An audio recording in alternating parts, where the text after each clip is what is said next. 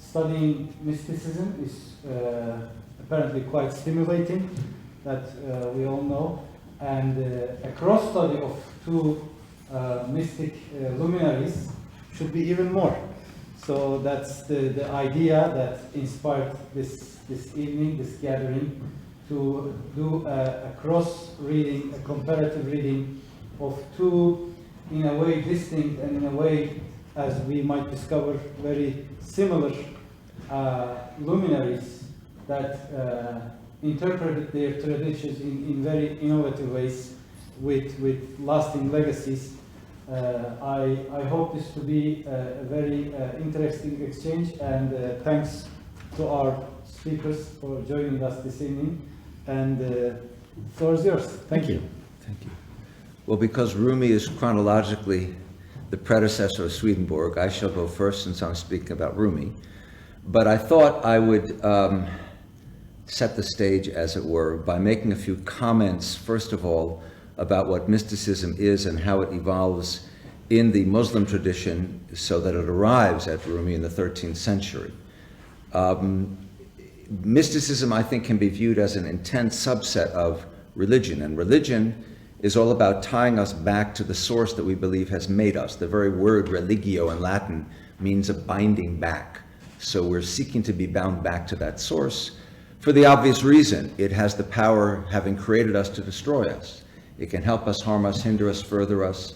It can bless us, it can curse us. We want the positive side of that ledger, and so we seek to be in contact with it, to be connected to it, and that's the point and purpose of religion. Along comes mysticism at a certain time, it would seem to be in most every tradition, which, again, based on the word itself, mysticism coming from a Greek verb, not Latin, but Greek, mystein, which means to close or by extension to hide. So the mysterion is the hiddenness of God. And the mystic believes that garden variety practitioners of religio don't access that hiddenmost part of God, and that's what the mystic seeks to do. Or put another way, the mystic seeks to be filled with God. If I am to be filled with God, I've got to empty myself of self. And that means that there are both challenges and dangers to the mystical enterprise. The challenge, of course, is, can I somehow access the mysterion? If I succeed, can I get back from that? If I succeed, can I express what was clearly an experience beyond words, an ineffable experience, to those around me? And if I can't, it could be dangerous. Al-Hallaj in 922 came out of this mystical experience yelling, "I am the truth, Ana al-Haq," one of the names of God, and they thought he was simply being heretical and executed him. But of course, it wasn't that he was heretical, it's that he couldn't get God outside of himself and distinguish himself from God any longer. So he was speaking, as it were, God's words out of his own mouth. The challenge, therefore, to get there, to get back, to express it, the danger is that you can't get back and you go mad, or you drop dead, or you apostatize. So often mainstream religious leaders are opposed to the mystical enterprise because they're concerned that individuals will get engaged in ways that are beyond them and be torn apart by it. In the Muslim tradition, Muhammad dies in 632, and within a century, there is already developing a mystical movement. It first emphasizes the awesome qualities of God. The first notable woman, Rabia, redirects Muslim mysticism away from awe to love, the loving God and the intense love of God. And the name that comes to attach itself to the Muslim mystical tradition, as you may know, is Sufism, probably from the Arabic word suf, which refers to the material. It's a kind of plain woolen wrapper, as it were. And it became common for Sufis to attire themselves that way so as to suggest their disconnection from concerns for the world, and everybody wanted to wear pretty clothes and nice jewelry and what have you. We only wear plain, very plain woolen garments. And it's within that tradition that Rumi enters the historical scene, born in 1207 in Balkh, which is actually in what is today Afghanistan. So in the course of his life, he would spend a good deal of time in what we now call Iran, and the language of culture for that part of the Muslim world was in any case Persian, so that would have been the language he would have used at a certain point. But he ended up in Konya, in what is now Turkey, and the other language in which he would write was Turkish. So the Turks and the Persians both claim him, but actually he's an Afghani, so they have a right to claim him as well. That's where he was born in 1207. However, Balkh was invaded about 15 years later, no less, 12 years later, in 1219, by the Mongols. And tradition has it, I wasn't there, so I can't verify this for sure, that his mother was killed in the Mongol invasion. In any case, it was he and his father who fled Balkh, and they traveled through much of the Muslim world, including going on Hajj to Mecca and to Medina, and ultimately ending up in Konya. But along the way, every time and every place they stopped, his father was a renowned master of jurisprudence, of Sharia. And Mr. Mucky Muck, the biggest guy in town, would say, look, let me build you a house, or come stay with me, or I'll build you a school. And his father would say, no, I just want to stay with the people. And Rumi was being trained to follow in his father's footsteps as a master of jurisprudence, as a legalist. And that's what he began to teach in his father's footsteps. And one day, tradition would have it, it was the year 1244. So do the math, he was 36, 37 years old. This guy by the name of Shams from Damascus shows up in his classroom and asks him whether Muhammad or a very renowned Sufi was a better Muslim, closer to God. And Rumi was kind of nonplussed by that, because your automatic knee-jerk reaction is the perfect man is Muhammad, the seal of the prophets. But this guy is a renowned mystic, which means he's gained access to the mysterion, and he was completely flummoxed. And from that day forward, two things happened. First of all, Shams and he became inseparable. But second of all, he began to redirect himself from the concern for the legal side of Islam to its mystical side. As Islam spread over the centuries, as within it Sufism spread across the centuries, it spread across geography.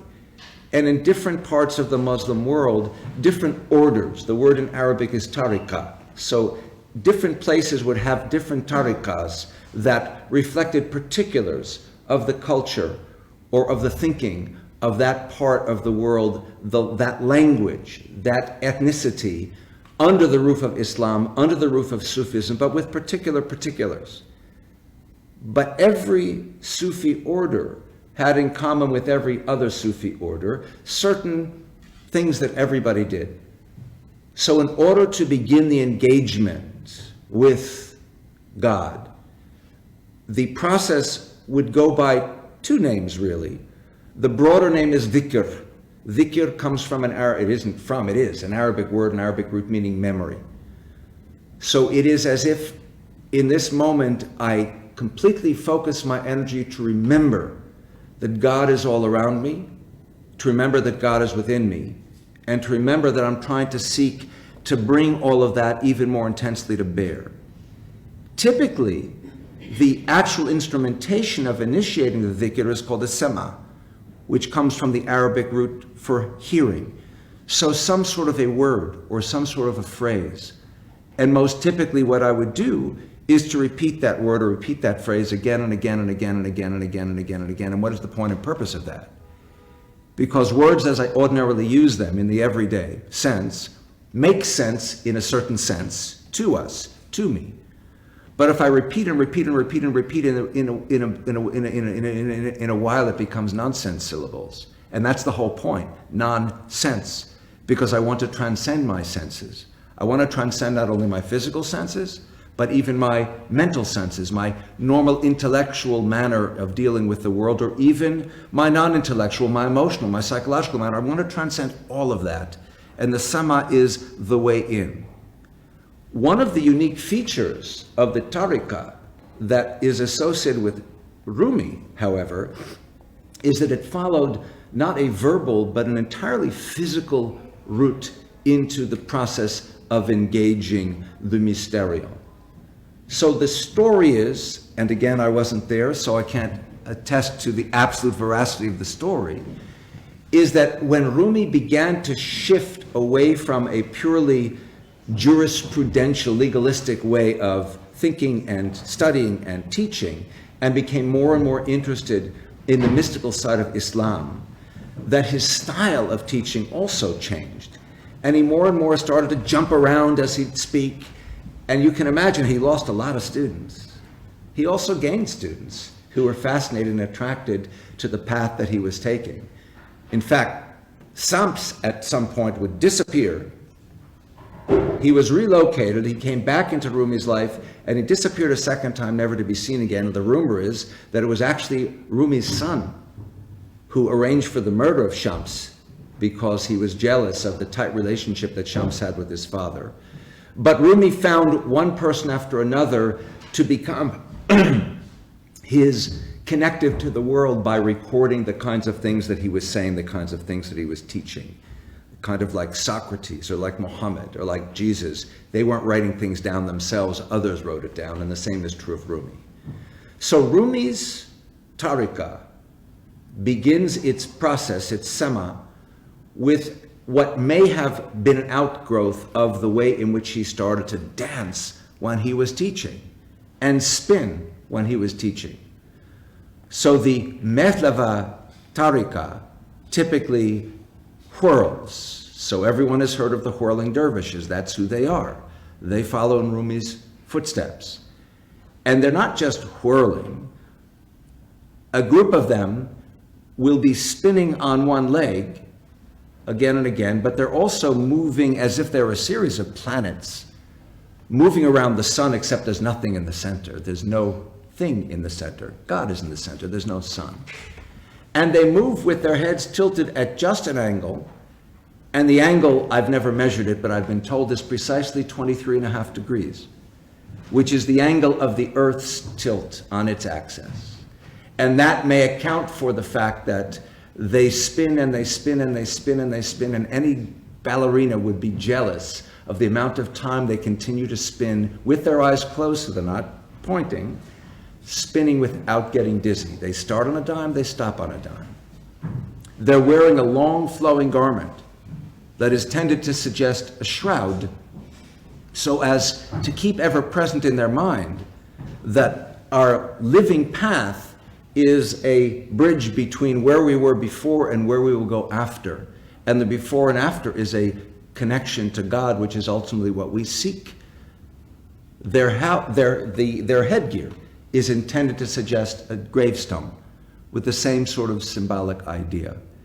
And ultimately, what evolves with his tariqa is a whole set of music that comes to accompany the dance, particularly the flute that becomes a symbol for the human. So we are like a reed flute, this carapace that is ultimately empty, except when you blow into it, it makes these beautiful notes, it makes these beautiful sounds. So the idea, of course, is that the soul that is breathed into us is what makes us make beautiful notes, beautiful sounds, at least when they're beautiful, I suppose. But Rumi ultimately, of course, would become best known to subsequent generations who study him for the enormous volume of prose and poetry that is associated with him, recorded by Shams and others over the course of his life. He died in 1273. And one of the more significant, I think, features of Rumi's writing is the way in which it reflects what ultimately mysticism does for the mystic and the mystical community. And that is the following. Religion, to come back to where I began, has as its point and purpose to connect us to that which we believe has made us. But alas, over the course of the history of religion, as often as not, perhaps more often than not, the human ego has interceded within the functioning of religion, so that I begin to believe that there's only one correct route to the one God, and that's mine. Or if you're part of my community, ours. And those of you who don't agree with my understanding or our understanding are that other that at best we tolerate, at worst we try to oppress, and even worse we try to destroy. So the history of religion, and certainly the era of Rumi, the 12th century, that's the second half of the Crusades. That's the Mongol invasions. That's all this violence, not all of it because, but much of it because of religion. For the mystic, none of that makes sense. If I empty myself of self, one of the things it turns out that I'm likely to find out is that that kind of a conviction that there's only one correct path to oneness with the one is not God speaking, it's not the mysterion speaking, it's my ego speaking. I can still be as intense a Muslim or a Jew or a Christian as I was as a non-mystic, but the key difference is my capacity to recognize that others who have found a different path, a different shar, to use the root of that word sharia, a different path to the mysterion can be as much on the right path as I am, because as much as my path is perfect for me, other paths can be perfect for others. So that connects to a sense of God everywhere and in everything that can be accessed from everywhere and anywhere by different paths. The proper term in English for that is panentheism or panhenotheism, not pantheism, not everything around us is gods, trees and streams and what have you. But heno is the Greek word for one, theos is God, the one God, pan, in everything. I recognize God in everything and everywhere. So I'll just share with you 3 or 4 passages, a couple in prose and a couple in poetry, that are associated with Rumi's writings to give you a sense of what I think he has a sense of. So this is a passage in prose, from the 6th volume of his extensive work called the Masnavi, and it reads in part like this. It's actually lines 3172 through 3178 for those of you who are still stuck on, academic details. I see you all being very academic out there.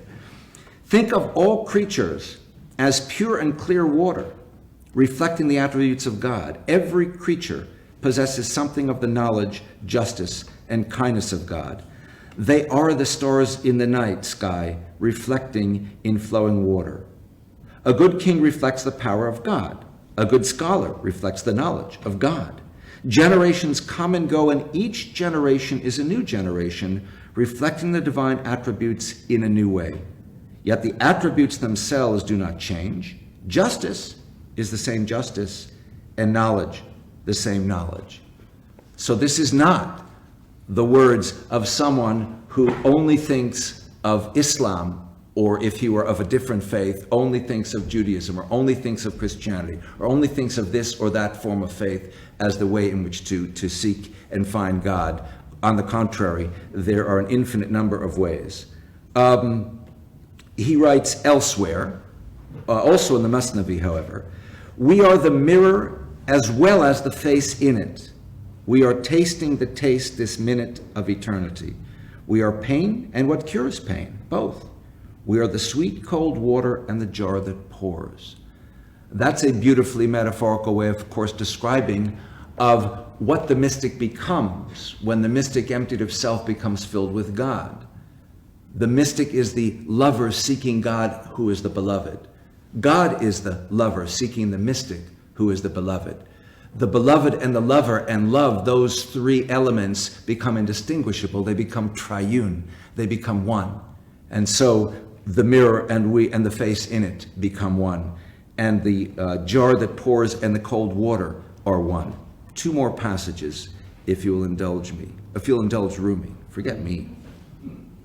This is also from the Masnavi, but this is from the poetry part, but it's a brief couplet. Every holy person seems to have a different doctrine and practice, but there's really only one work.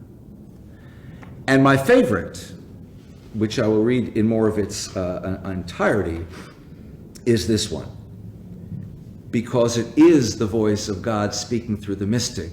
It's not the mystic merely speaking for himself. Not Christian or Jew or Muslim nor Hindu, Buddhist or Sufi or Zen, not any religion or cultural system. I am not from the East or the West, not out of the ocean or up from the ground, not natural or ethereal, not composed of elements at all. I do not exist, am not an entity in this world or the next, did not descend from Adam and Eve or any origin story. My place is placeless, a trace of the traceless, neither body or soul.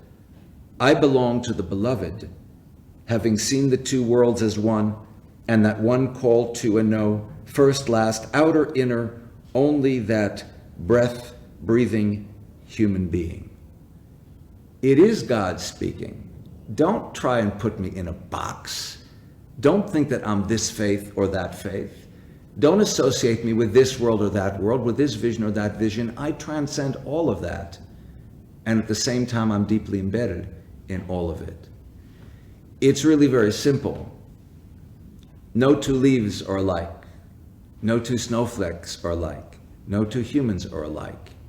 So how could it possibly be that there's only one path, one shar to God? And Rumi, of course, is the most eloquent of discussants of that reality, of the endless variety of trees, of leaves, of faces, of snowflakes that ultimately encompass that which has God within them. I'll add one epilogue. One of the two sponsoring entities for this evening is the Rumi Forum. Not by accident, it's named for Rumi, because the people who are associated with the Rumi Forum are of a contemporary version of Rumi thinking. The Hizmet movement, Hizmet being the Turkish word for service, is engaged in constant multicultural interfaith work, the point and purpose of which is to improve the world as opposed to control it. Mr. Swedenborg? Thank you. That was fantastic. Now we skip a couple centuries up into what you could call mysticism for the modern age when Swedenborg comes online. And I will just say we are so thrilled to be doing this with you because, as you will find, we celebrate the diversity of different spiritual viewpoints, as do you. And we think that there's probably never a more important time for that spiritual bridge making that's needed in the world. And I'm also struck by how mystics are perceived to be someone who's kind of out there, weird, strange, a dreamer, disconnected from reality. And what I think we see in both stories, and hopefully you'll see in Swedenborg, is it's really about being engaged in the world, not being a part of it. So tonight is a perfect example of being engaged, and I'm really glad you're all here.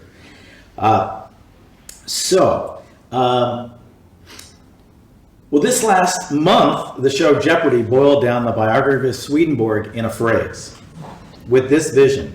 With his, it says, with his nation in his name, this 18th century Stockholm-born author of Heaven and Hell used his vision to interpret Scripture. Who was Swedenborg? So that's a good start, and I could sort of wrap it up right there. That's kind of a good summary.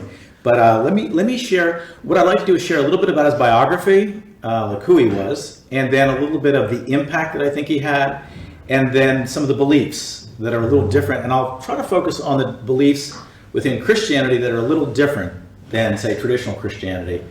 And then what I thought would be neat is to share what we're hearing as similarities, or maybe even differences, and then open it up to the audience. Does that sound like a good plan? Sounds good. Okay, great. So, who was Swedenborg? Just high profile. He was born in 1688. He died in 1772. He really is a product of the Enlightenment. He straddled the worlds of science, and he was truly a Renaissance man. Through his life, he had an increasing deeper and deeper Christian faith, and he really did seek to unite the worlds of science and faith. But in his younger years, he is really focused more on science.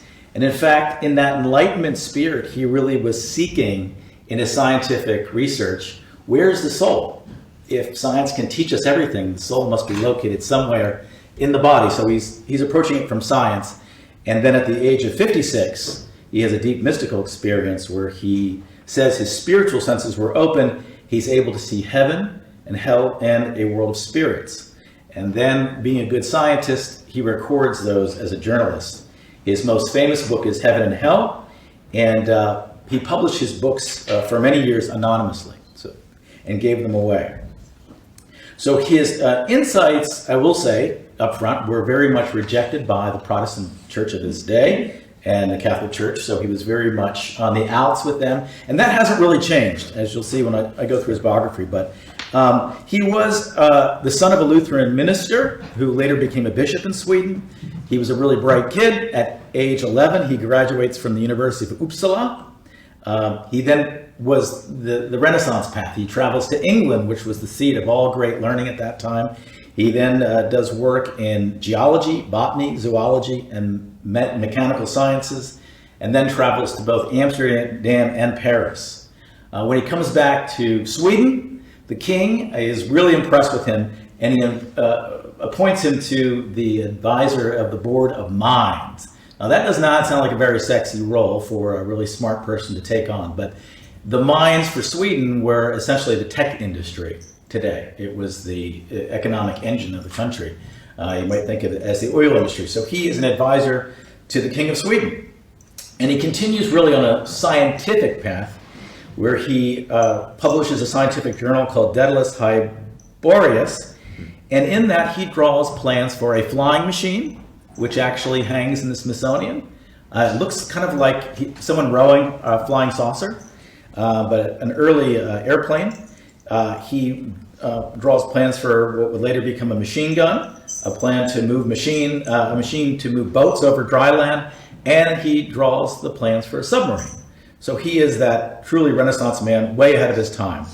He then is on that search inside the body and looking for the soul, and he gets into his next book, which is about the anatomy. And he looks at heart, blood, the brain, the nervous system, and he's curious where the soul fits into all this. He's looking for the connection to the physical world and the spiritual world. He knows that through research he can find it. But then he has a dramatic mystical experience, a real break in his life, where he has this visionary period where he travels to heaven and hell and describes it in great detail, and sort of ends his scientific career and begins a mystical career at the age of about 56. He dies when he's 84, so about 27 years. And in his case, he did the writing. He wrote 18 theological texts and travels into this world of spirits and describes it in great, great detail. One of the things that people who read Swedenborg are like, wow, it's like so incredibly detailed. How did he do it? And that's the mystical aspect. Some of the key things that he discovers in this path, and it's really, there's some reformation, you could say, of Christianity in his works, is he says that in the same way Jesus taught in parables, the Bible is to be read not just at a literal level, but the Bible is really a parable. There's a deeper spiritual meaning to be revealed in it, and he writes that out. So a quick example of this would be in our window on the street on 16th Street is the story of creation. Creation for Swedenborg is not a scientific story of the creation of the world. It is the 7 spiritual steps of a human being in their lifetime, evolving through these various levels. So everything is told in a deeper, almost a parable story. When he's asked about what's going on, his quote along those lines is, "I have seen, I have heard, and I have felt," describing the spiritual life. So eventually, his theological writings do get him into a little bit of trouble. The Lutheran Church of Sweden has essentially a trial, and 2 people who are teaching and writing on Swedenborg are banned from teaching. He is pretty much protected, largely because he is so close to the royal family of Sweden. But there are real questions, because he really challenges directly a lot of the views of the traditional Protestant church, which I'll get into. Maybe the most controversial thing that he said as far as Christianity was that the second coming for Christians is believed to be, for many, that Jesus will come again in a physical form and kind of condemn people who are bad, pull people out who are good, and that's coming anytime, could happen at any time. Swedenborg says, actually, no, it's a spiritual reformation that will take place on earth, and that the holy city from Revelations will come into the world. And so this church, named Church of the Holy City, that's where it comes from. Our denomination's original name was Church of the New Jerusalem. The New Jerusalem meaning a new spiritual evolution will take place in the world, and we will have a deeper understanding of spirituality, and we are now living in that period. It may seem very chaotic right now, but it's a very positive vision of the future. Swedenborg himself was, in his time, perceived to be a clairvoyant. Most famously, there was a fire in a city 250 miles from Stockholm. He's at a dinner party. He gets up. He's panicked. People say, what's going on? He said, there's a fire in Stockholm right now, and it's getting very close to my house. So that's strange. And then he comes, oh, thank God it just stopped. A couple days later, when messengers come from Stockholm, they describe the fire that he had described. That story got a lot of attention in both Sweden and Europe because it's so graphic and there were so many witnesses. Other examples of stories that spread in that time were the ambassador to Sweden's, from France, his wife had a huge receipt that she was left with when her husband died. And she asked Swedenborg for help, and he spoke to her deceased partner, and they found the receipt. This got such attention that the Queen of Sweden actually called him in and asked him for a message from her brother, who was a Prussian prince. And they met, and he came back 3 days later with a message that he didn't share publicly, but she said, this guy's connected to the other side. Only my brother could have told him that. So that gives him a bit of a reputation. Of course, some people, you have to kind of choose, is this guy who was such a scientist now so into religion and spirituality, is he gone crazy? Has he had a breakdown? What is going on here? Why is he giving up this scientific career? Why is he talking about spiritual things? And these stories, as I said, they get him a lot of attention. They also did get him into more focus on heresy and doctrine within the church, because his viewpoints were quite different. A royal decree was ruled that his books contained errors of doctrine, but they were not heretical. And his books were banned, and those folks who were following him were forbidden from taking teaching positions. And that happened throughout Europe. So one thing that's unique about him is we're at the Swedenborgian church, clearly a church he started. No, he never started a church. One of his big things, people tried to follow him then and even be a guru, and he said, no, that is not my role. What I am saying will have an impact in the culture, regardless of a church even being created. This is the unfolding that will happen. And so he does not start a church. And he says that he will measure this by its impact.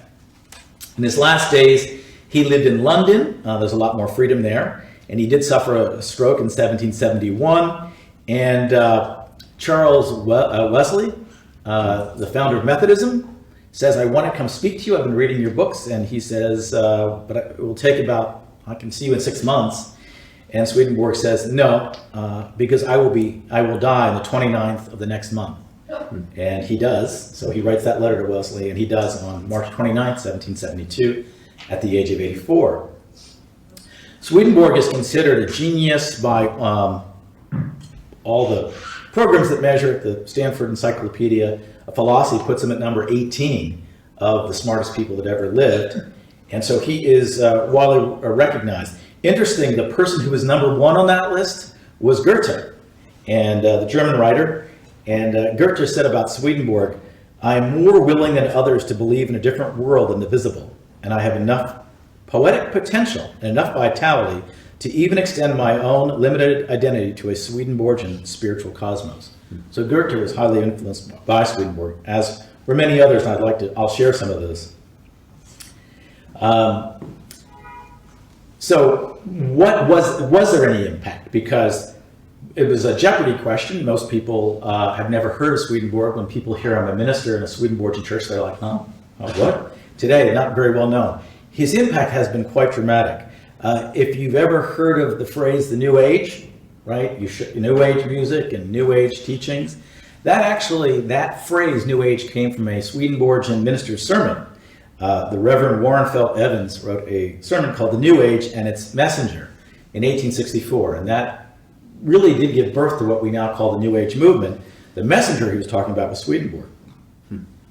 Another place where I feel he's been highly influential is in the group Alcoholics Anonymous, which does not credit Swedenborg and does not want to be associated with any particular sectarian religion, but it's pretty obvious for anybody who reads Swedenborg that the impact is there. Bill Wilson and Dr. Smith started it, and Bill Wilson's wife was a woman named Lois Burnham. She was the granddaughter of Reverend N.C. Burnham, a Swedenborgian scholar, and one of the founders of the Swedenborgian Academy of the New Church. And interestingly, that's in Pennsylvania. My great-grandfather was a founder with Burnham of that Swedenborg Academy back in the day.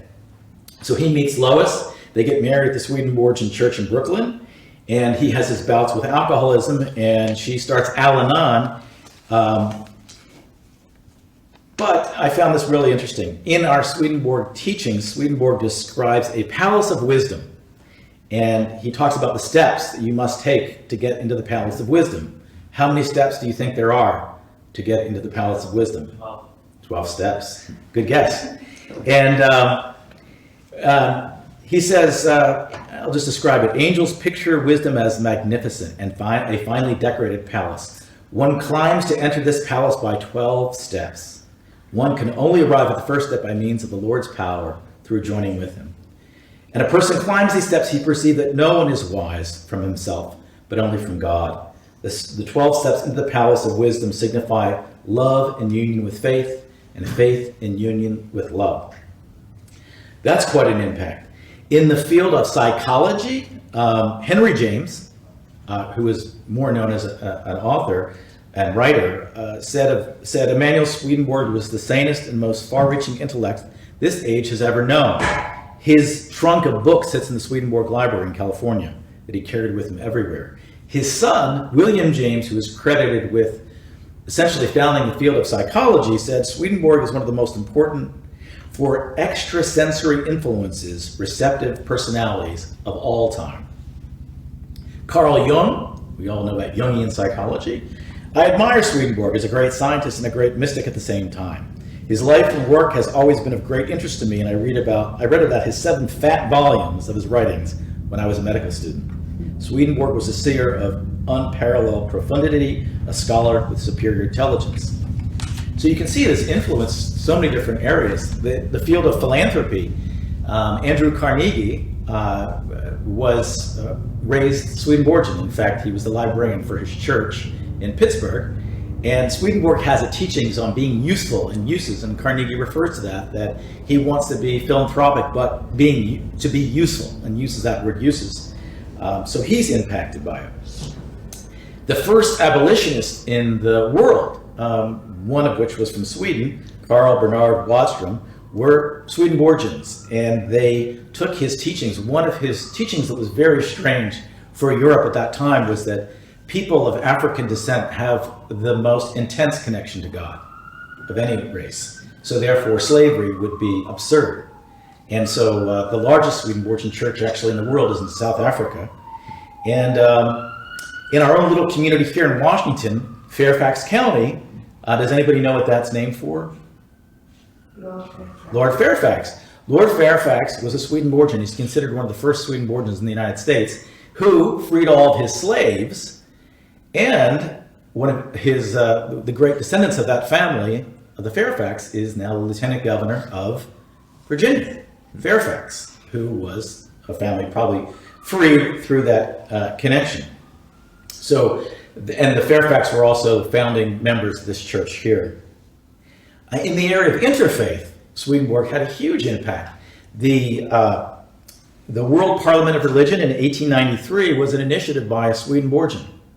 And it was really the first time many Eastern religions were brought to the United States as part of the Chicago World Fair. Maybe one of the most famous Swedenborgian impact was through human rights, and that would be Helen Keller. Helen Keller preached in this church twice, and she's probably the most famous Swedenborgian. And she said, Swedenborg was my eye among the blind, an ear among the deaf, one of the noblest champions of true Christianity as ever known. and she writes so poetically. Let me continue her quote. She said, Swedenborg's message is like a rock smitten by Moses, yielding sweet streams of healing water, even an abundance of truths for those who hunger and thirst for their pilgrimage through an age of materialism and selfishness. The doctrines set forth by Swedenborg bring men by a wondrous way to God's city of light. I have walked through the sunlit ways of truth. I have drunk of its sweet knowledge, and the eyes of my spirit have been opened, so that I know the joy of vision, which conquers darkness and circles in heaven. The famous Johnny Appleseed was actually a Swedenborgian missionary. He was doing both being useful, planting trees, and making a business of it, a spiritual entrepreneur, but he also handed out a tract which said good news fresh from heaven about Swedenborg, and had a huge influence in the Midwest. Mm-hmm. Ralph Waldo Emerson describes Swedenborg as the most remarkable step in the religious history of recent ages is that made by the genius of Swedenborg. One of the mastodons of literature, he is not to be measured by a whole college of ordinary scholars. Elizabeth Barrett Browning, the poet, and you'll notice that he influenced artists, poets, that world much more than theologians, which is very interesting, who generally rejected Swedenborg. But Elizabeth Barrett Browning said, to my mind, the only light that has been cast on the other side, the other life, is found in Swedenborg's philosophy. It explains so much that was incomprehensible. Robert Frost, when asked, what is my philosophy? He said, it's hard to say, but I was brought up Swedenborgian. I'm not one now, but there is a good deal of that left in me. I'm a mystic. I believe in symbols. I believe in change and in changing symbols. Yet that does not take away from me the kindly contact of human beings. No, it brings me closer to them. William Butler Yeats, the Irish poet, said, it was indeed Swedenborg who affirmed for the modern world, as against the abstract reasonings of the learned, the doctrines and practices of desolate places, of shepherds and midwives, and discovered a world of spirits where there was a scenery like that on earth. William Blake actually attended the first organized Swedenborgian meeting in England, the first conference, and his book, The Marriage of Heaven and Hell, was taken right from Swedenborg. Walt Whitman wrote actually an op-ed called Who is Swedenborg? And was greatly influenced by him, and said, he will probably make the deepest, broadest mark upon the religions of future ages of any man that ever walked the earth. In the art world, George Inness and John Flaxman both cite their inspiration from Swedenborg. Architecture has been highly influenced by Swedenborg. Daniel Burnham, who you may recognize was the architect for Union Station and also the architect of the city of Chicago, was raised in the Swedenborgian church and has said that the outline of the city of Chicago was based on Swedenborg's description of the Holy City. The head of Harvard School of Design, Langford Warren, was the architect of this building that you're sitting in from Boston, came down and did it. And he did it with a man named Paul Peltz, who after designing and building this church was the architect of the Library of Congress. More in the modern sense, in the world of medicine, Dr. Oz, everybody knows Dr. Oz, was raised a Muslim in Turkey, and he co-authored a little pamphlet titled Mehmet Oz Finds His Teacher, about his wife Lisa introduced him to the theology of Swedenborg. Now, Dr. Oz's wife Lisa is from the Swedenborg community in Pennsylvania, and her mother, Reverend Emily Jane the Mole, is one of our fellow ministers in the Swedenborgian church with me. Oz wrote, as a physician, I seek to connect my patients with both the physical and spiritual levels, since true healing is never about curing the body, although I rarely mention him by name. Swedenborg has made that easier for me. D.T. Suzuki, the famous Japanese Zen master, said, why are you Westerners looking for Zen in Buddhism? You better turn to Swedenborg. It is he who you should read. He's your Buddha. And he actually went on to translate Swedenborg into Japanese. So I think Swedenborg said, look, I'm not starting a movement, I'm starting an impact. You can see he had a huge impact on culture in ways that really he doesn't get credit and didn't really seek credit. People ask me today, why, for someone who had so much impact, we don't know about him? And I think one is that he didn't lead a movement. Two, like we've heard about Rumi, this statement that his statement that all faith paths are good does not bring you to church on Sunday or to a group for fear of going to hell. There's no fear factor. It's about love. And so I think some of the churches that have been successful have a certain fear factor to it, which isn't necessarily good. And I think also we're living in a very secular age where any kind of mysticism or spirit is laughed at and mocked for the scientific method. We really worship science right now. So people say, I like his science, but I don't that other stuff. It's just very weird. So what is that other stuff? I'm going to share just some highlights because, how can you share very deeply on a theology like this? But just some of the things where he is different, primarily. And that's mainly life after death. He writes in detail what happens when we die and describes heaven and hell and a world of spirits in like a journalistic detail. Now there's a near-death movement that's taken, through the culture right now. They have kind of, I think science has backed a lot of Swedenborg. The book Life After Life, maybe the first book about life after death, was for a more American modern audience, had a whole chapter on Swedenborg. But Swedenborg said every man's soul is in a spiritual body after it has cast off the material coverings which it carried in the world. So we're really spirits in a physical world for a brief period. He is Christian. He said that the Lord is God and the creator of the universe, and the human incarnation is known as Jesus Christ, who was a manifestation of God, the divine made flesh, to enable humanity to be aware of its unique relationship with God.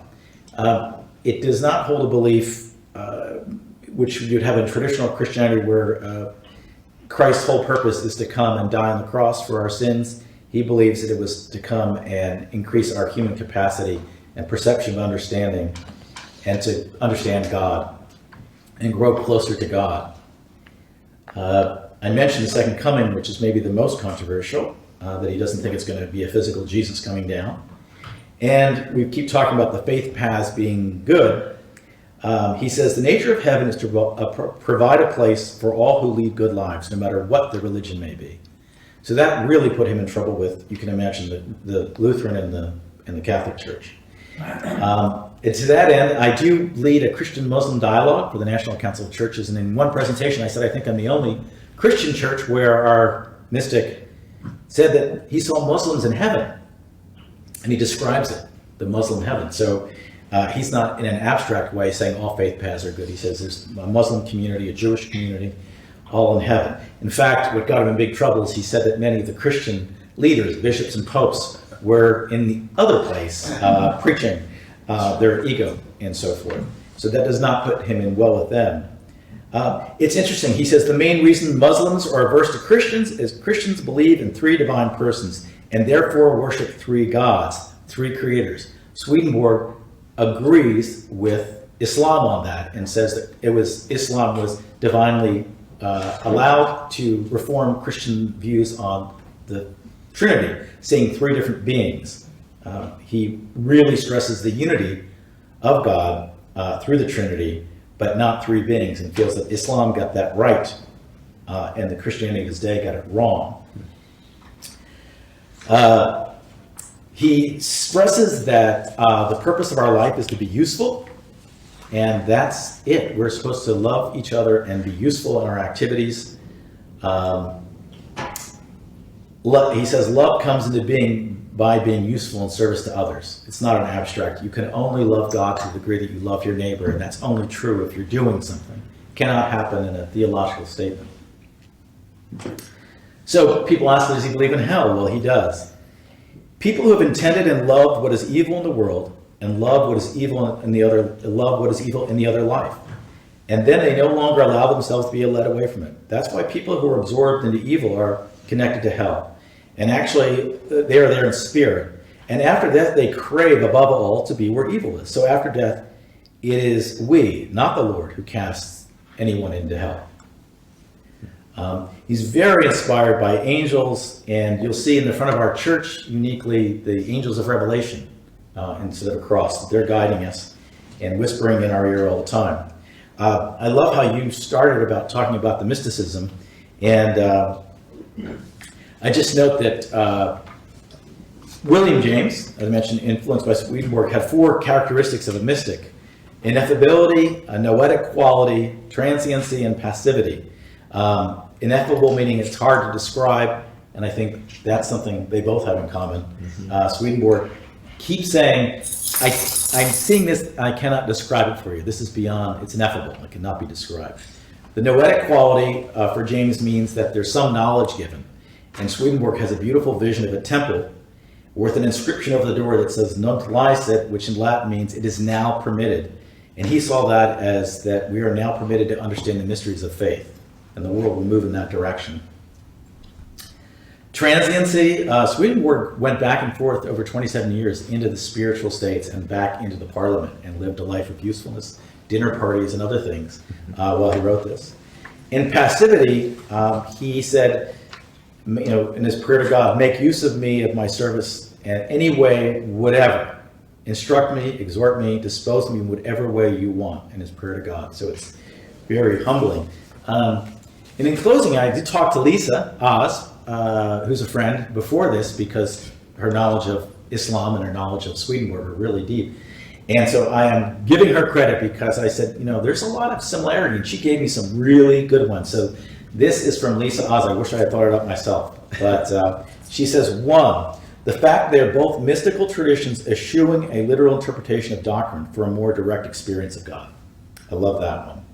The focus on the one God, as opposed to traditional Christianity where God is divided into 3 persons. 3, the purpose of religion as being a way to connect with the divine in a loving relationship. 4, the idea that relationship with God is something joyful rather than fearful. 5, the understanding that this material world is not the ultimate reality. And 6, and the acknowledgement that we are what we love. And she shared a quote from Rumi, which I'd like to read. If you want money more than anything, you'll be bought and sold. If you have a greed for food, you'll be a loaf of bread. This is the subtle truth. Whatever you love, you are. And then this quote from Swedenborg. Our love is our life itself. What our love is determines how we live, and they're everything about us as human beings. Specifically, our ruling dominant love makes us who we are. I'll stop there.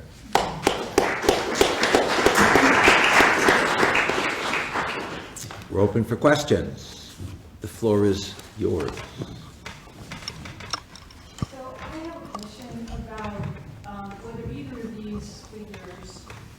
these figures had an appreciation for man's potential depravity that needed to be overcome. For example, the Christian belief, Christianity basically was a Jewish sect, and there was a whole system in Judaism for sacrifice to pay for or atone for sins, and the whole temple system that was set up with the inner temple, and the priests were making sacrifice, and people brought small and large sacrifices for their atonement.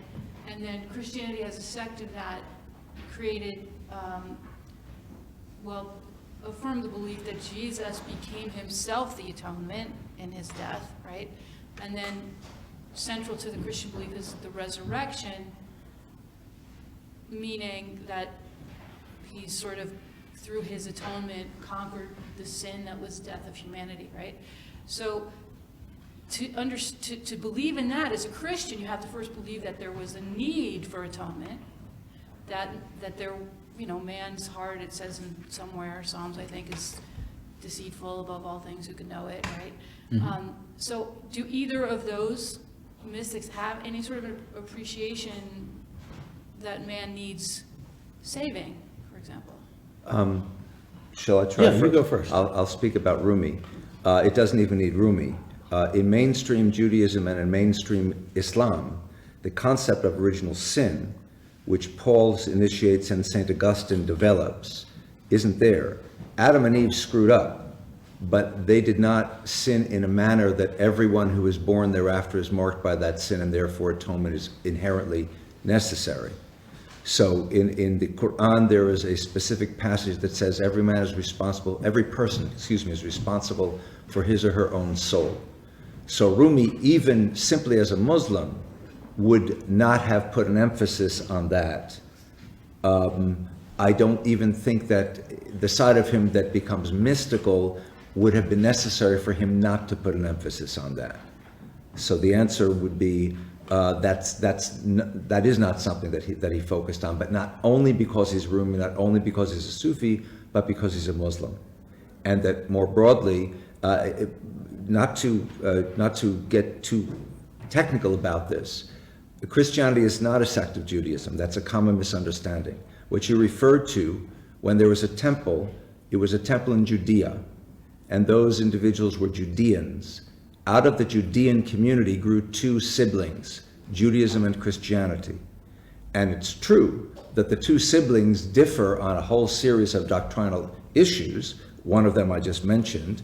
Another has to do with when prophecy ended. A third has to do with the nature of Jesus and therefore the nature of God, and so on and so forth, what becomes their respective revealed texts. But they grow out of that same parent. When that parent was up and running, when there was a temple up and running, the idea that we can sin, but that year by year by year that can be atoned, was couched in a context whereby the high priest bore on his shoulders the year's sins for all of the Israelites or all of the Judeans, and then transferred them to what was called the Azazel. We translate that as the scapegoat. And the scapegoat was sent into the wilderness, cleansing the people for the following year. That's very different from what evolves by St. Augustine with respect to the idea that all of us are inherently depraved and require the kind of extraordinary atonement. And once you've got that idea, it's a magnificent thing that happens. God itself assumes human form to be one of us, to self-sacrifice, to atone for us.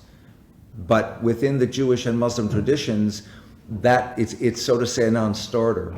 And therefore for Rumi it would be a non-starter, if that answers your question. And how would Swedenborg treat that? Yeah, how would... Not that much different. So he would say that the view that the traditional Christian view, and certainly when I was not raised Swedenborgian, I was raised Baptist. So that view would be Christ came into the world to save it, and the blood sacrifice. We talked about the blood sacrifice every week. Swedenborg says, no, that's not the purpose of Christ. The whole idea of the sacrifice and the blood sacrifice would be not, Jesus is a teacher. But to your point about depravity or us not being good, he would say that we are in a struggle through our earthly existence, through both angels and demons. And so the choice of evil is real, and life is a battle. And we start living neither heaven or hell on this sphere. When we transition, we go to be with the community that we're most like us, that share our love. That could be a love. So it's a choice between loving yourself or loving your neighbor. And that's the life battle. And to the sense that you're sort of a narcissist, you're loving self. And and you'll be separated from God by that, in a hellish community of your choice. So there is a battle over good and evil. Jesus doesn't resolve it. Jesus, not to get too complicated, but came into the world to set the balance right for freedom. And to your point that you had made, it's really about freedom. You're responsible.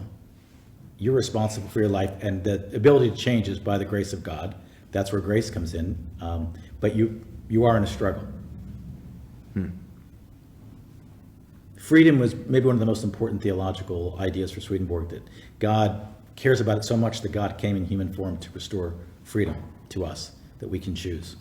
Which makes him very much a modernist, Yeah. even as he is a mystic. Exactly. Yeah, he is a modernist, and it's interesting. He predicts that in the next, you're going to see a dramatic wave across the world of a different way of even operating, which people can't imagine. And he dies in 1772. So you can see the wave that he was talking about, where human beings will through freedom, there'll be a freedom revolution. And he's, I would say, talking about the democracy revolution. I was shocked. This is a good 25 years ago, reading some article, I think it was in the New York Times, the Pew Research Center had concluded by way of, as they do, phone calling and however they make these studies, that something like it was in the upper 70s, 77, 78% of Americans could not vote for a candidate who did not present him or herself in the formal sense as a person of faith. And of course, I found that enormously disturbing, because the implication was, and the further statement was, because if you're not a person of faith, you don't have a moral compass. And I found that enormously disturbing, and I think Swedenborg would as well, Yes. as if to suggest the only way I can have a moral compass is if I reference my particular version of the metaphysical superstructure.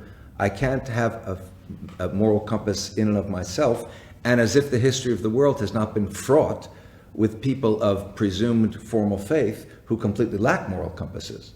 Exactly. And Swedenborg even got in more trouble by saying, I've seen people who are atheists on Exactly. earth that led a life of love, and they are in a heavenly community, and I've met people who had all the doctrine and could recite all the things. And one of his big criticisms of Protestantism was the idea that you recite the right words. I accept Jesus Christ as my Lord and Savior, and you're saved. And that's it. And he was really obsessed with that teaching as so dangerous, because it didn't come back to personal responsibility, freedom, living a good life, loving your neighbor. And he uses the idea of regeneration. Through our whole lives, we're going to go through these dark nights of the soul, where we are constantly challenged to grow spiritually. And the more you grow, the more the challenge comes. So it's never ending. It didn't happen at one time in your life that you were, quote, saved.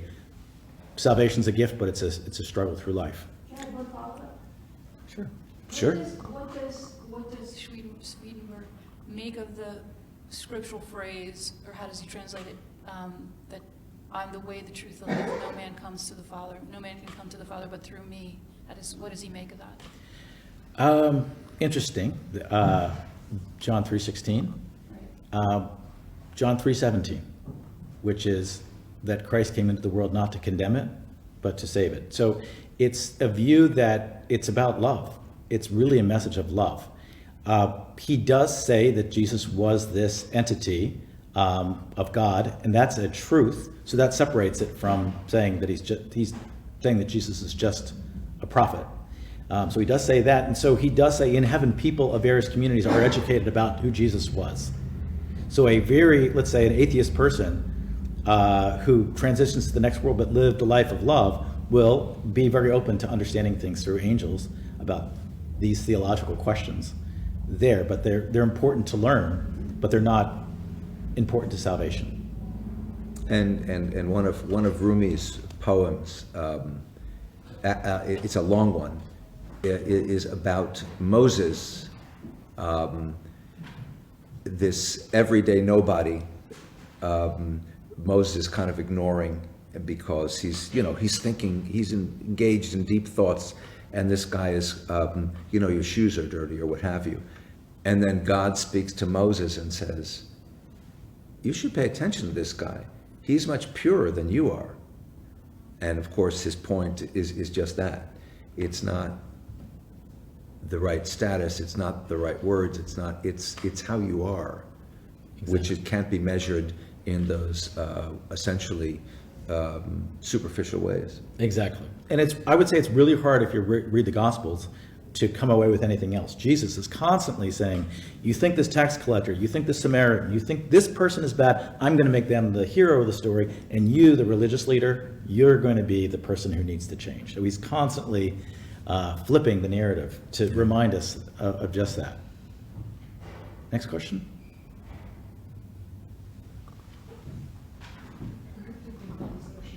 It's okay. I think it's being recorded. It's just for recording purposes. Yes, well, actually, I have two questions.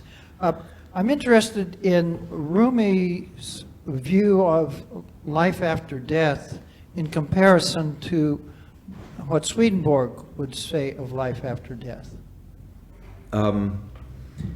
Again, I would say that he doesn't place a lot of emphasis on that, except the emphasis he places is that the mystic is constantly rehearsing for death.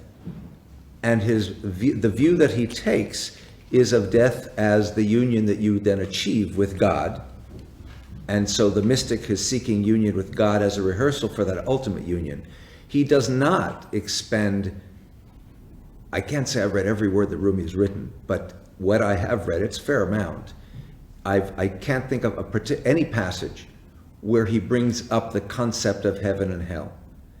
And I would say, again, stepping back from Rumi to Islam in general, while it does develop that, it does not develop those concepts to the extent that Christianity does. So that's just a different perspective on that. And if I backtrack it half a step further, by the way, Judaism doesn't actually have a concept of hell. There's no word in Hebrew that strictly speaking means hell as we think of hell in these kinds of conversations.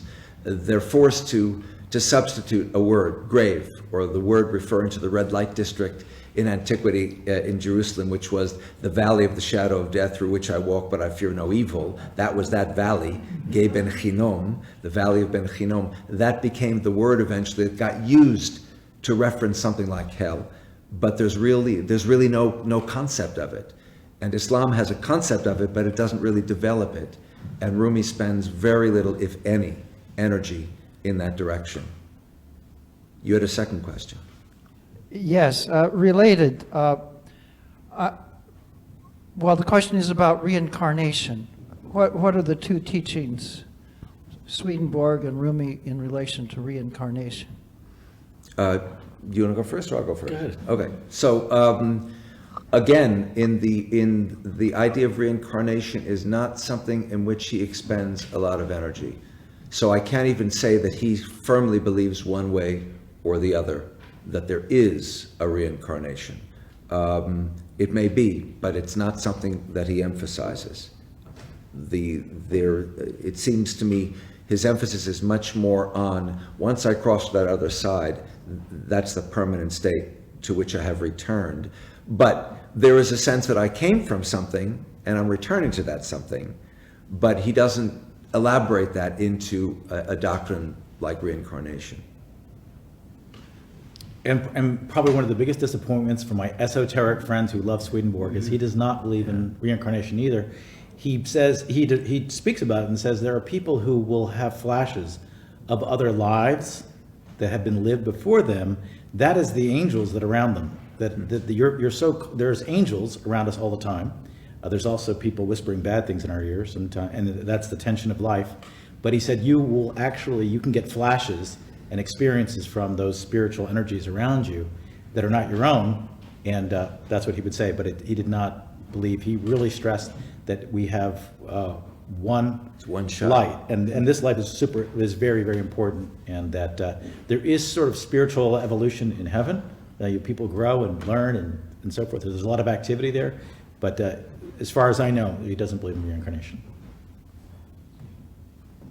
So by coincidence, I had a conversation yesterday with my father's second wife. And my father passed away in 1983, do the math. That's a long time ago. Mm-hmm. And shortly thereafter, the guy who was his best friend who did his funeral, in fact, who was so broken up he really could barely do the funeral. My sister and I had to do much of it because he couldn't. I don't think she ever married him, but they lived together. And then he passed away a number of years later. And she has been, from the time of my father's death, seeking contact with him in that other world, and has found it. And in the course of our conversation, which was first, how are your kids doing? How's your wife doing? She just brought up recent conversations as if it had been at the coffee shop she had with my father and this other guy, and in great detail, and all having to do with how they're watching over her, and not just her, of course. But my point is, it was very clear from the conversation, never did it come up that they were expecting to come back again in some other form. They're having a great time up there. And the implication also was that there are people who are not so nice who aren't having such a great time.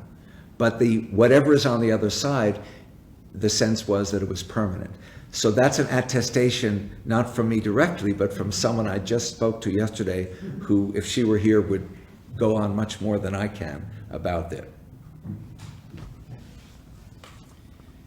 So this pairing of the two, I have no idea if that's a common pairing, whether Rumi and Swedenborg are put together, but it makes me think of the category that they're both in, spiritual revolutionary, or whatever you want to call it, and whether you think there are others in that same pantheon that have certain qualities that the two have, maybe in Judaism, maybe other religions as well. I'd be curious to hear who else you would put in this category, maybe how you would describe the category as well.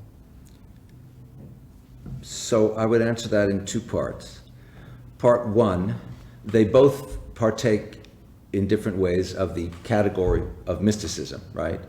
So there are many, many other mystics in all three traditions, both before and in some cases since the time, before Rumi and since Swedenborg. And each of those individuals is unique, but each of those individuals shares features in common with the others, such as that tendency to empty one's ego and to think in a more universalistic kind of manner, and so on and so on and so forth. But to be more specific, what most attracts me to these kinds of guys and gals is that universalist sensibility. So in particular, that last passage, well, all the passages I read from Rumi are what attracts me to him. The sense that he is a die-in-the-wool Muslim. His Islam could not be more profound, and at the same time, I am neither Christian nor Muslim nor Jew nor Sufi nor this nor that nor that. There's no contradiction. There's no contradiction for him to be both things at the same time. And within, for example, the Sufi tradition, the most eloquent predecessor to Rumi is Ibn Arabi, who also writes in that kind of a mode, in that kind of a mood. Wherever, how does he put it exactly? Wherever you seek God, that's where I am.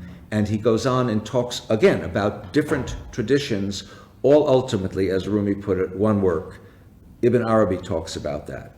If I think of someone like Abraham Abulafia, who is also 13th century, who is a Kabbalist originally from Spain, who, unique among Kabbalists, claimed, I can train anyone to access the mysterion, my turn of phrase, not his, obviously. Jew, Christian, Muslim, of which there were all three forms well represented in Spain at the time, male or female, which was not common. Women were not supposed to engage in this stuff because they're too unstable and they'll explode, as if men are stable, right? So Abulafia was a very key exemplar of this same pattern of thinking. And I would think certainly of St. Francis of Assisi, in particular the conversation he had with the Sultan of Egypt, which was not about trying to convert each other or convince each other, but inform each other and learn about the other out of an interest in, you used the word, love, and not out of a sense that you've got to do it my way or it's the highway. There are others as well, but those are kind of poster childs, it seems, or poster children for that way of thinking within the broad Abrahamic mystical traditions. And one can go beyond the Abrahamic traditions, but for simplicity's sake, that's as far as I'll go. Well done. Anything to add? The only thing I would add to that is that definitely, Meister Eckhart, Saint Teresa of Avalon in the Roman tradition. What's so interesting about these, I'm glad you mentioned Jewish Kabbalah.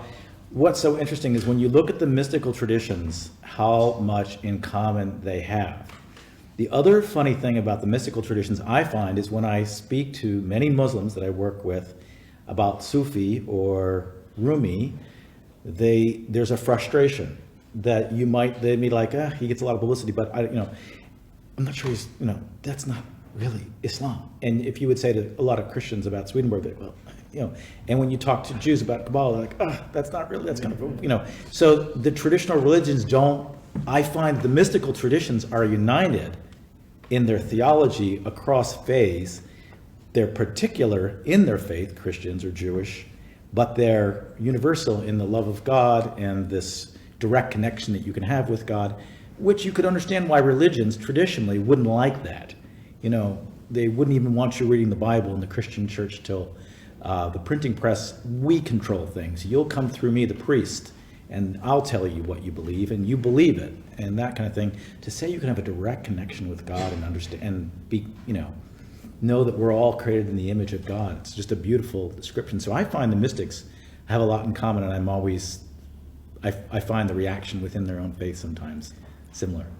One of the things that Fetullah Gulen, who is the inspirer of the Hizmet movement, has said a number of times is, if you love God, you have to love all of humanity because God made all of humanity.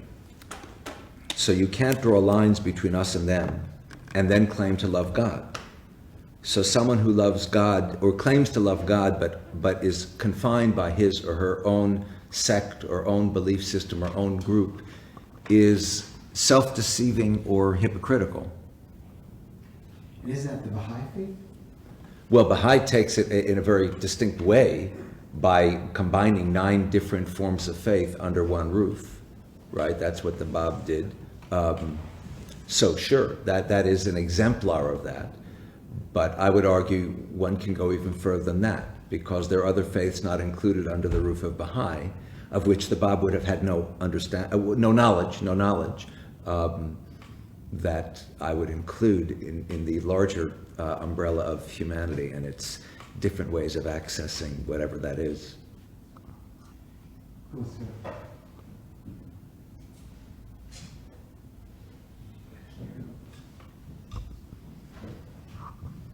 I wanted to thank you both for speaking on this topic today. I guess my question is a little bit different, but also related in the sense, what would Rumi and Swedenborg have said, or what would their views have been on the relationship between divine and nature, or the earth, the universe, and natural world? And did either of them have an impact on pantheistic thinkers such as Spinoza or others who kind of were in that vein? I know Meister Eckhart is sometimes called a panentheist as well, and that he said a lot about divine immanence. So Right. I was curious about these connections. May I first make a distinction between pantheist and panhenotheist, right? And beginning with Spinoza, he's not a pantheist, he's a panhenotheist, meaning he finds the one God in everything. And Spinoza's problem, in terms of those who didn't like what he had to say, was that because he was so concerned about how religion is fraught with conflicts, because it's my God, not your God, let's then dispense with the word God, because that becomes a kind of personal name, and it becomes mine and not yours. So he switches the vocabulary, right? And he says, let's call it nature instead, natura. No one fights about nature.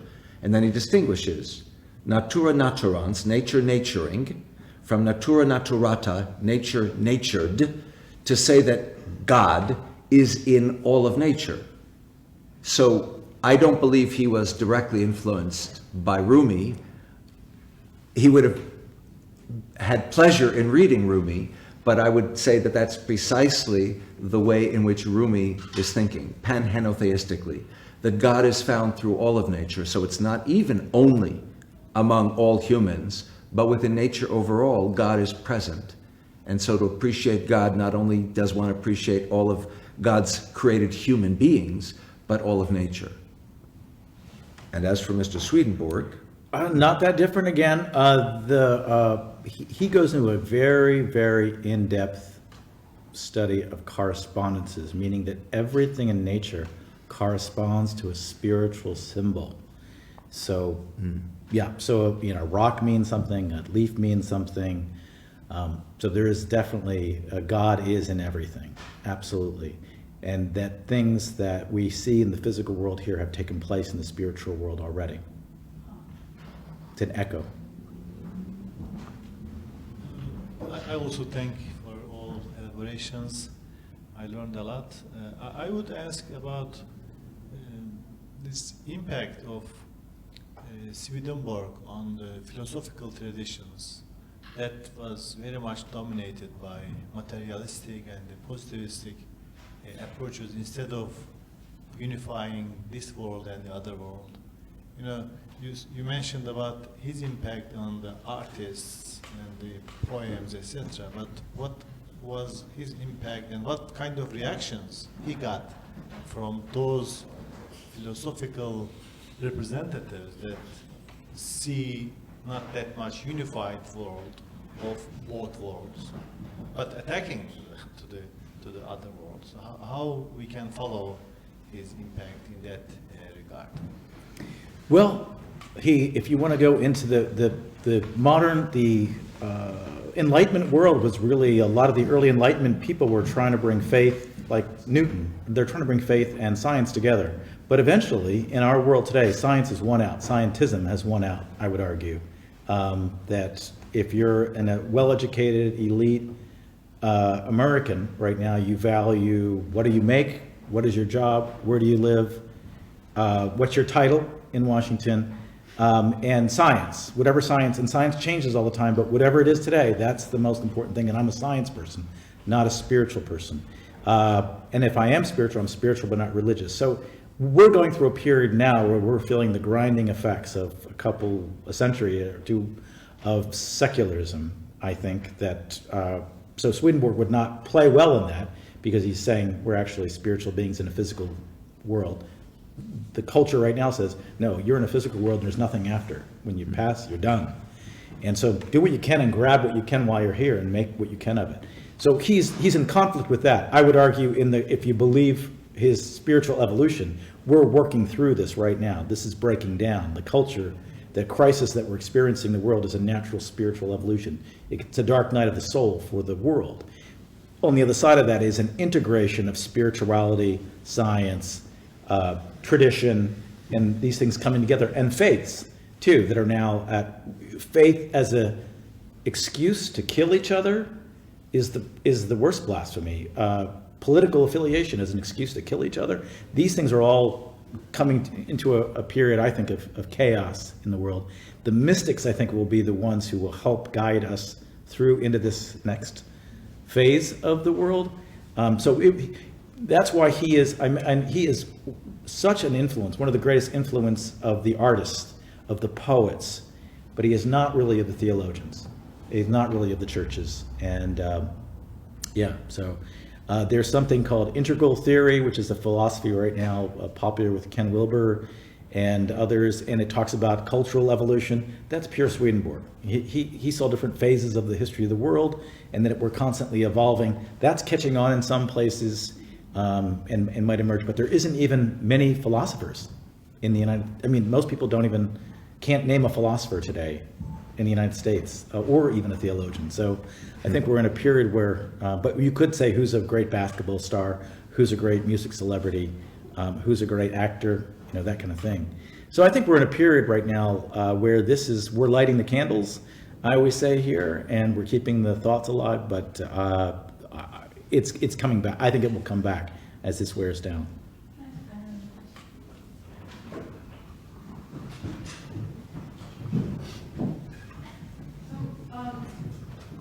I have been troubled by some of the manifestations of the Pentecostal movement, particularly, and I'm wondering if there's any room when you say all paths are good or valid or whatever. To me, there's some clear charlatans. Like when people, they're just sort of fraudulent, scammer people that are trading on religion, and so those can't all be good, right? I mean, you have. But you just said it. Those aren't paths. Those are scams. Okay, so all right, but they would say it's when somebody stands up and fakes talking in tongues and gibberish nonsense, right? That they think that's their mystical experience. Could they? If they're really doing it, if they're faking doing it, then they're faking doing it, and in their guts they know that. If they're really doing it, then who am I to judge that it's not legitimate? If they're really doing it. So okay, well, what's your thought on that? Because what is the acceptable in your view?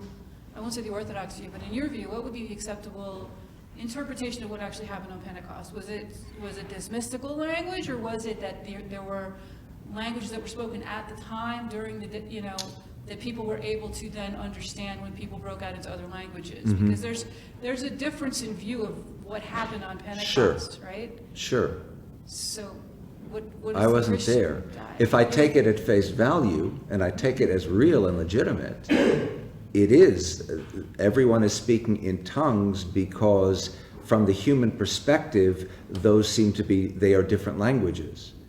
But the source that is inspiring them and the source with which each of those individuals is communicating, for that source, these are not tongues. It's all one unified language, right? It's the language of God. But it sounds to a human observer like they're different languages. So let me just, I don't want to belabor it, but my view of what happened on the day of Pentecost was that there were people who came in from all over the world gathering in Jerusalem for the Passover. Right. So they spoke different, Assyrians spoke different languages than Jebusite, Hittites, whatever who they were, Canaanites, okay. They're all there from all different parts of the world. They all spoke different languages. The term tongues should just be translated language, okay? So when the Holy Spirit came down upon the apostles, Right. they start speaking in known languages that were being well understood by the people from all over the world. So it was a gift of the Holy Spirit to be able to communicate. Like if somebody was from Guatemala here and all of a sudden start talking in Spanish and I don't really know Spanish, right? They're understanding me. That's a Holy Spirit gift to be able to do that because it doesn't come from me. I never studied Spanish, right? So what's been transmorphed into is that people have been claiming in the Pentecostal movement that they uniquely have special access to this mystical heavenly language, okay? Right. So their path they would say is legitimate, but I mean, is there room for saying that some people are just deluded quacks? I mean, that's all, every path can't be, Right. I mean, there's some charlatans, Right. right? Steve Martin in the movie. I don't see why there isn't room for that. But at the same time, a Pentecostal is not by definition a quack. And I may not understand, or I may not experience, or I may not respond to that to which members of that particular congregation or community do, and it may be legitimate.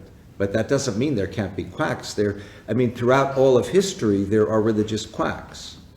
Urban II sends the Crusaders bearing the cross to the Holy Land on the grounds that he needs to free up the path to Jerusalem for pilgrims from the Seljuks.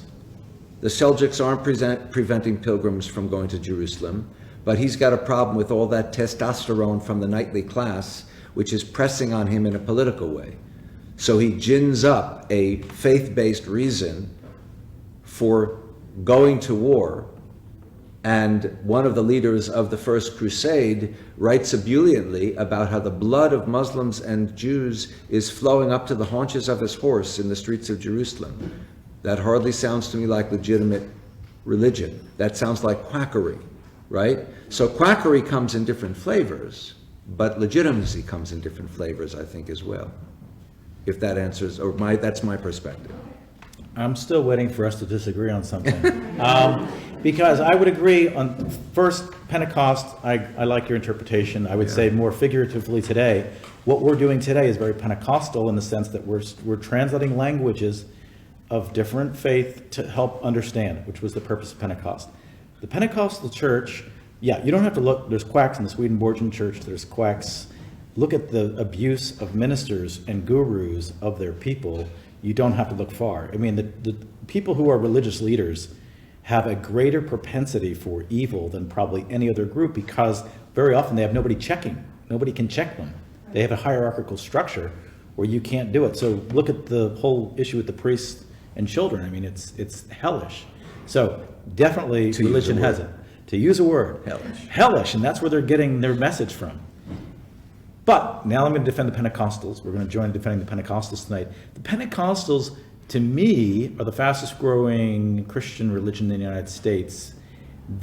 What they may have that's very Rumi-esque, is that it's not all in your head. European Christianity everything's in our head. It's what I believe. It's these statements. They're having a mystical experience, possibly, that could be like dance or something, and they call them holy rollers because they roll and they dance. It's not my path, but I don't question that it's very powerful for certain people and probably something I could benefit from. In other words, getting out of my head more and into and start dancing right now. No.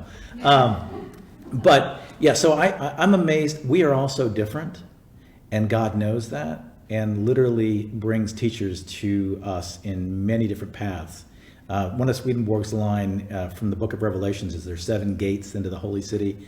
Those are 7 different pathways of different faiths. It's a beautiful view. So I think the ecumenicals may be mystics. You mean the Pentecostals? Pentecostals today. You said ecumenicals. Oh, I'm sorry. The Pentecostals could be the mystics because they're having a direct experience with God, and they're being very judged by a culture that's very in its head. So, but as far as charlatans, nobody has the market they're free from in any faith, would be my guess. And as soon as someone's saying that someone is, be careful, because they might be hiding something. Do you want to pass the mic over there? So, my question is, what would each of the mystics say in terms of manifestation of God's love towards other people? And can how you treat other people, your relationship with others, actually bring you closer to that spirituality? Well, there's no question in my mind for Rumi that he would say, he has said, that you have to love all people, that God doesn't have choices, God doesn't have preferences.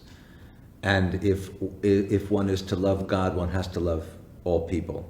And the more effective you are at loving all people, the more effective you are at loving God. So your path to loving God is through loving other people and not just a defined group.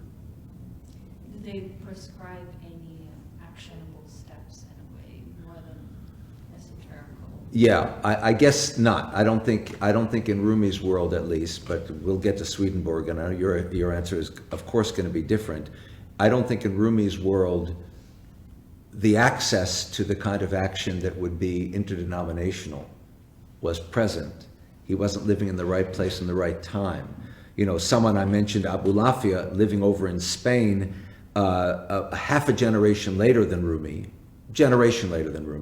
is living in a community of communities that is more diverse, and he was in a position to kind of put it into practice. Anyone who wants to come study Kabbalah with me, you can come, I don't care where your faith is. Rumi would not have been in a position really where he dwelt to think as effectively in those terms, but it's very of what to do, but it's very clear that his words enjoin one to embrace. And if the opportunity were present to affect that in some practical way, I would imagine he would say, do it.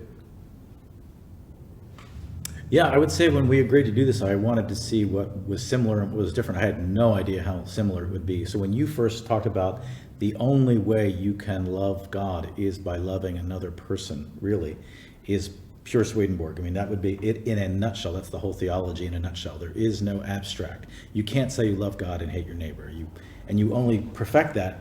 And so your question is more practical, like what are the steps? Swedenborg has 7 steps to the creation. You heard about his 12 steps to the temple. He's got all kinds of steps about what he calls regeneration, how you think you need to change, you become aware, you ask God's help in changing, and then you move into action. So it's a 3-step process constantly. And to do that, how will you do it? You simply ask God, I want to grow. And you will be given spiritual teachers of people that you may not like, and they're usually your spiritual teachers. But there will be people in your life where you're called to be compassionate to, that challenge you. People you need to forgive, that challenge you and bring you to that level. And they will be present, and God will be present with you in that desire to grow. But it's a challenge through your whole life. Can I bring up St. Augustine? Because on the one hand, he's the one most responsible for the most essential doctrines that over the centuries we call Christian.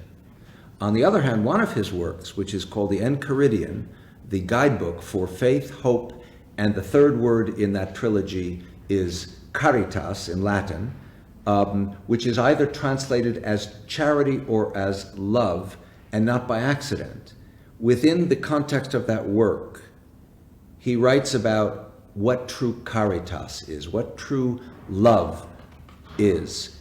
He's not specific about it being directed towards Christians or non-Christians, so let's take it as broadly human. He says, true caritas is when I love someone because I recognize the godness that is in that individual. And therefore, I can love the beggar as much as I love my own child, because in both of them God is present.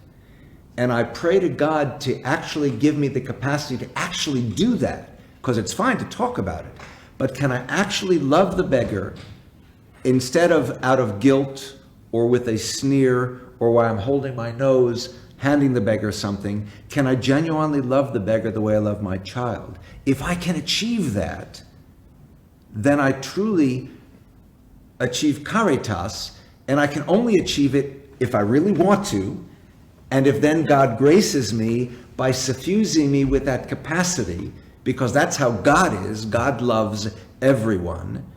If I can achieve that, I get a closer proximity to God, and I'm really fulfilling what caritas is all about, which is why the word translates as charity, but not charity the way we typically use it in common parlance.